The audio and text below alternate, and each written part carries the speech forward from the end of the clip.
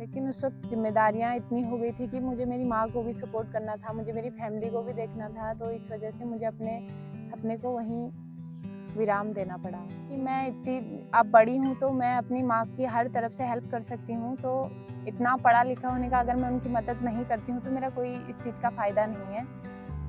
और मेरी एक बड़ी दीदी भी है मुझसे, उसकी शादी हमें अर्जेंट करनी पड़ी उस टाइम। जो हमारे पास हमारी जमा पूंजी थी हमने उस वक्त सारी उस शादी में लगा दी थी।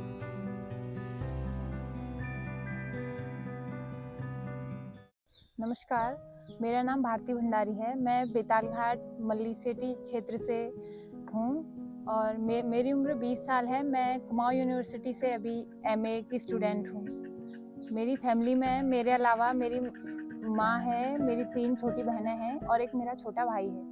मैंने अपनी ग्रेजुएशन की डिग्री बेतालघाट से ही पूरी की है और बेतालघाट में मास्टर डिग्री वाला कॉलेज ना होने की वजह से मुझे यहाँ से दूर 90 किलोमीटर हल्द्वानी से मेरा मास्टर डिग्री मुझे करना है।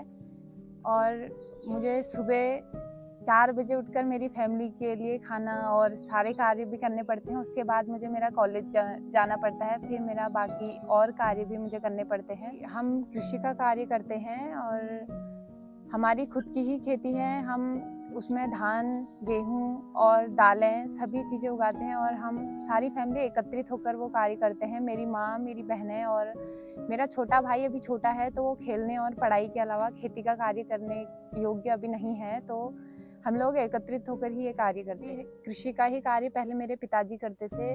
तो 2022 में अचानक उनको लीवर डैमेज की वजह से मेरे पापा का आकस्मिक निधन हो गया। उसके बाद मेरी सारी फैमिली की जिम्मेदारी, बच्चों की जिम्मेदारी मेरी माँ के कंधों पे आ गई। मेरी माँ कृषि कार्य भी करती है, घर की गृहिणी भी है जो घर के सारे काम करती है। और मेरी माँ एक आशा कार्यकर्ता भी है जिसे बाहर के और काम भी करने होते हैं। और मेरी एक बड़ी दीदी भी है मुझसे, उसकी शादी हमें अर्जेंट करनी पड़ी उस टाइम। जो हमारे पास हमारी जमा पूंजी थी हमने उस वक्त सारी उस शादी में लगा दी थी। और मेरी माँ के पास इतना जिम्मेदारियां हो गई थी कि वो सोच सोच के बहुत ज़्यादा परेशान हो गई थी पापा की डेथ के बाद। तो इस चीज़ से मुझे लगा कि मैं इतनी अब बड़ी हूँ तो मैं अपनी माँ की हर तरफ से हेल्प कर सकती हूँ। तो इतना पढ़ा लिखा होने का अगर मैं उनकी मदद नहीं करती हूँ तो मेरा कोई इस चीज़ का फ़ायदा नहीं है। मेरे पापा के एक्सपायर होने के बाद मुझे मेरे सपनों को कहीं ना कहीं पीछे छोड़ना पड़ा। मेरा सपना था कि मैं डिफेंस में ऑफिसर के तौर पर अपने देश के लिए कार्य करूं।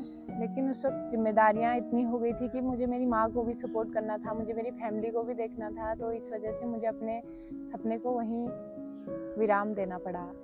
तो अपनी माँ को सपोर्ट करने के लिए मैंने अपने घर में छोटे छोटे बच्चों को ट्यूशन पढ़ाना स्टार्ट किया, जिससे मैं अपनी माँ की थोड़ी बहुत उनकी जिम्मेदारियों में उनकी हेल्प कर सकूं। स्टार्टिंग में मेरे पास 1 या 2 बच्चे आते थे, धीरे धीरे मेरे पास अब 15-20 बच्चे आते हैं। मैंने ट्यूशन पढ़ाना जनवरी 2022 से स्टार्ट किया था। इसके अलावा मार्च 2023 में एक संस्था के थ्रू एक कंप्यूटर टीचर्स की वैकेंसी निकली। मुझे उसके बारे में पता चला तो मैंने वहाँ अपना रिज्यूम दिया। फिर कंपनी की तरफ से 1 महीने बाद हमें इंटरव्यू के लिए बुलाया गया। तो हमने इंटरव्यू दिया और मेरा उसमें कंप्यूटर पैरा टीचर्स के तौर पर सिलेक्शन हुआ।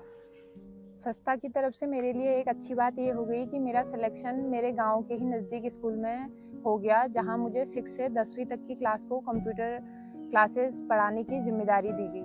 पापा के एक्सपायर होने का दुख तो था ही, लेकिन मुझे इस बात की भी खुशी है कि मैं खुद को कहीं ना कहीं इस काबिल बना रही हूँ कि मैं अपनी फैमिली का पूरी तरीके से, अपनी भाई बहनों की, अपनी माँ की पूरी जिम्मेदारी उठा सकूँ और अपने परिवार की आर्थिक और सारी बेसिक जिम्मेदारियों को मैं पूरा करने की पूरी कोशिश कर रही हूँ।